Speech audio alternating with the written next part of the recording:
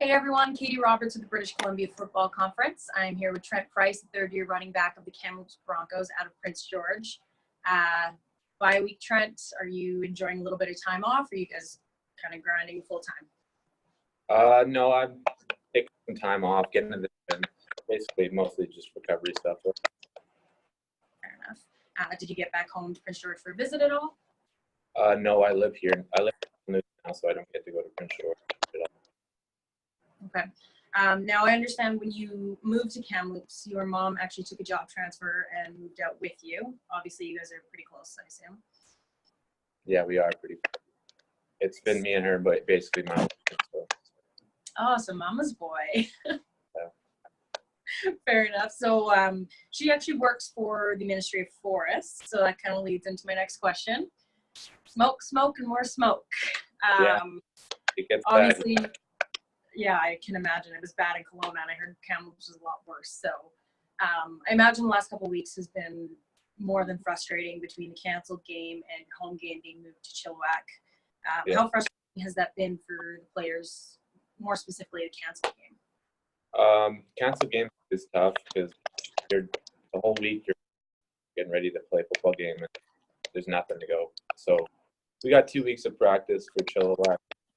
Didn't really help, but so I mean the smoke's kind of a bit of a nuisance, but we try our best to get through it.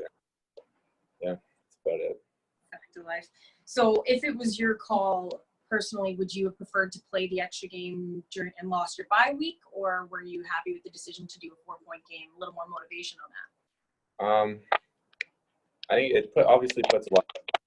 It sucks that we have to go all the way down to Victoria to play it, but I think this is probably the best way they could have done it because the bye week is you almost need this bye week in order to get through this rest of the season and playoff.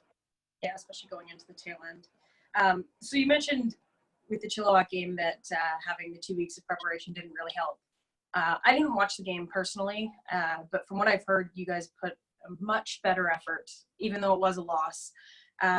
Would you say that's kind of a good motivation? Like, are you feeling better coming into the tail end of the season? Or yeah, that was definitely a really good step for our offense. We put up like an astounding yards compared to what we had done the last weeks. So it was definitely a confidence builder and get to see what we're starting to be good at, starting to take the next step, hopefully. Yeah. So with that, what's kind of the message from Brad Umoka? Are you guys still thinking playoffs, or is it more of a building season for next year?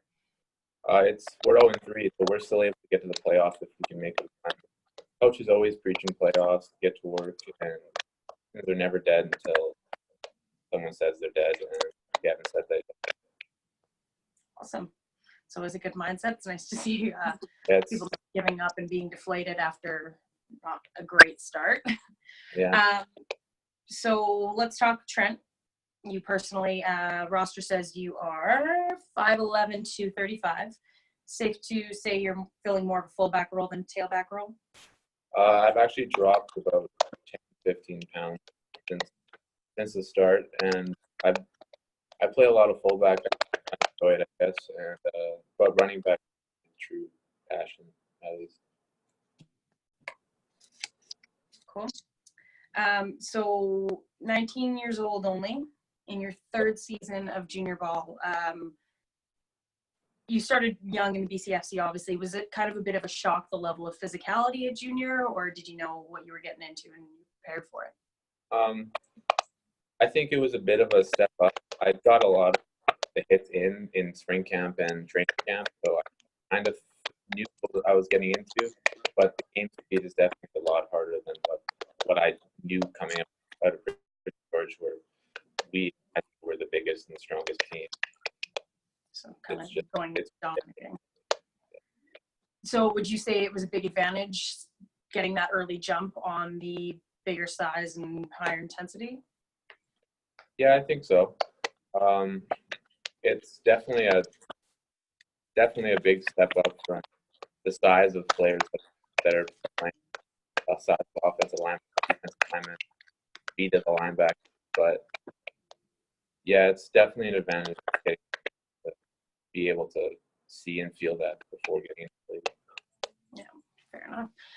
So thanks again for taking the time. We're going to finish off with a couple of rapid fire questions about the Broncos. Oh boy, all right. I don't know if you're prepared for these, but all right, number one, which Bronco is most likely to sleep in and miss the team bus? Oh boy.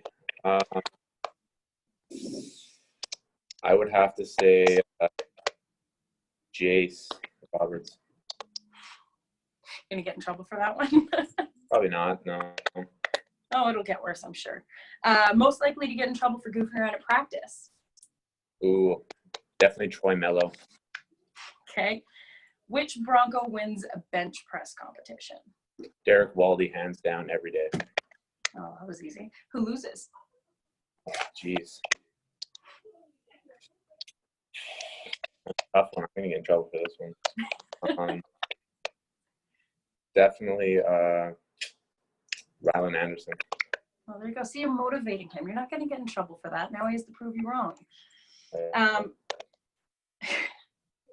All right. So you can tell when Blake gave me these questions, he wasn't thinking about who was asking them. Biggest ladies' man. Oh, boy. Or also known as the player that my dad would tell his daughters to stay away from. Definitely Andrew. Okay. Last but not least, if you had to go to war with one teammate, who and why? Probably Curtis Munchman. He's always fighting. He's working every day and just gives you 100% of effort every single time. And that's with. Do you think he'd take you? Oh, definitely. Okay. All right. Well, thank you again for your time. Good luck next week and the rest of the season. Thank you very much. Have a great day. Have a good one.